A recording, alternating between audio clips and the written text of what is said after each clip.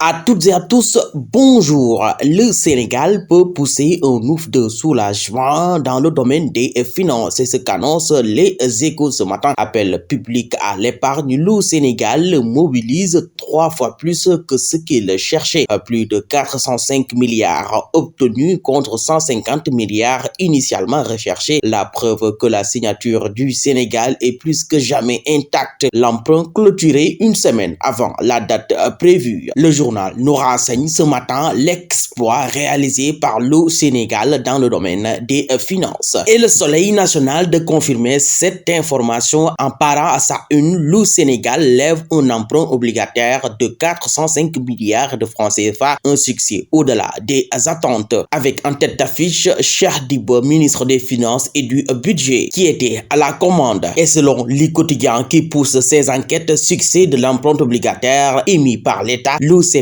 pas si mal en point. 405 milliards de francs CFA levés avant la date limite pour un objectif de 150 milliards. Une forte adhésion des investisseurs. Pape Malick Ndour, ancien ministre, cela confirme que le marché fait encore confiance au pays soi-disant en ruine. Affaire Simon Faye, Les Échos nous fait savoir que sa garde à vue est prolongée. Simon Faye déféré lundi à la surprise générale. Il est poursuivi pour diffusion de fausses nouvelles. Le site Zik FM officiel n'est même pas connu de Simon et du groupe. Le Synpics dénonce une atteinte à la liberté de la presse. Quant à Gumsa Bop qui dénonce une manœuvre d'intimidation contre le leader Bougane Gueye Dany. Toute la presse sénégalaise debout pour la libération de leur confrère Simon Pierre Faye. Gestion de l'hivernage 2025, le Sénégal prend les devants. En réunion du comité national de gestion des inondations tenue hier vendredi 11 avril, le ministre de l'hydraulique et de l'assainissement Dr Cheikh Tidiane Dièye annonce des innovations majeures pour une meilleure prévention et gestion des inondations de l'hivernage 2025, nous fait savoir Sud Quotidien ce matin. Enquête Quotidien s'est penché sur la circulation de fortes sommes en liquide. Ce que dit la législation, titre ce matin le journal. Le don de plus de 2 milliards de Mbakiou Faye à Touba n'en finit pas de susciter les commentaires. Si aucun texte n'interdit de garder des milliards chez soi, leur circulation est strictement encadrée. Regard croisé d'experts sur les limites et les zones grises de la réglementation. Le Djoubol-Djoubanti à l'épreuve de Mbakiou Faye. Le quotidien du groupe Futur Média, l'Observateur, est revenu sur le projet énergétique national. La centrale WAE au cœur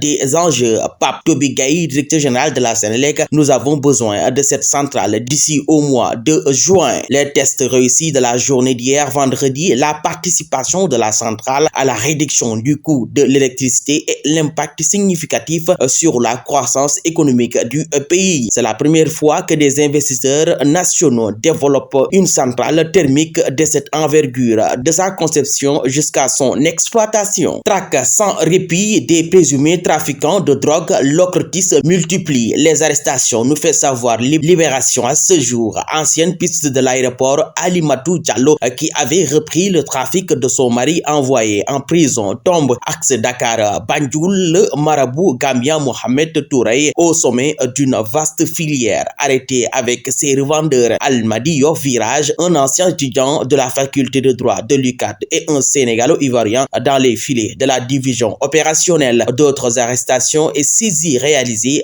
par les BRS à Kaoulak, Gossa, Sédhiou, Louga et j'en passe. À sa page 3, le quotidien livre ce matin les détails de toutes ces arrestations effectuées par l'Ocrotis. Du sport avec le quotidien Record, Saudi Pro League, 9e clean sheet de la saison d'Edouard Mendy. Mendy, c'est du propre, titre le journal ce matin. Ligue 1, 19e journée, choc Agel, Jaraf, Gorée à l'affût. Ligue 2, duel au sommet, Stade de Mbour, Samaï FC. MMA, baptême de feu ce samedi à Lomé, Tafatine défie le Thaïlandais Benz. Rémi Sport, quant à lui, barrasse à une CAN U17, la Côte d'Ivoire élimine le Sénégal. Les fans d'Atcheki ont encore battu ceux de Tchéboudienne. Remise des clés du stade Léopold Sédar Senghor, les directives de la ministre des Sports et les détails dans Rémi Sport. Et nous terminons par cette affaire effroyable, meurtre crapuleux à Kidira, le film de l'exécution de l'ASP Nianor. Comment une simple patrouille de sécurité s'est transformée en un drame indescriptible, piégé par Azirou Ba, un berger coupeur de bois. L'agent Abdoulaye Abdoulaye Nianor a été égorgé, décapité, sa tête cachée sous un arbre. Le meurtrier, sans remords, retourne sur les lieux comme si de rien n'était. Avouant son crime, il s'empare de la moto de la victime et prend la fuite, effaçant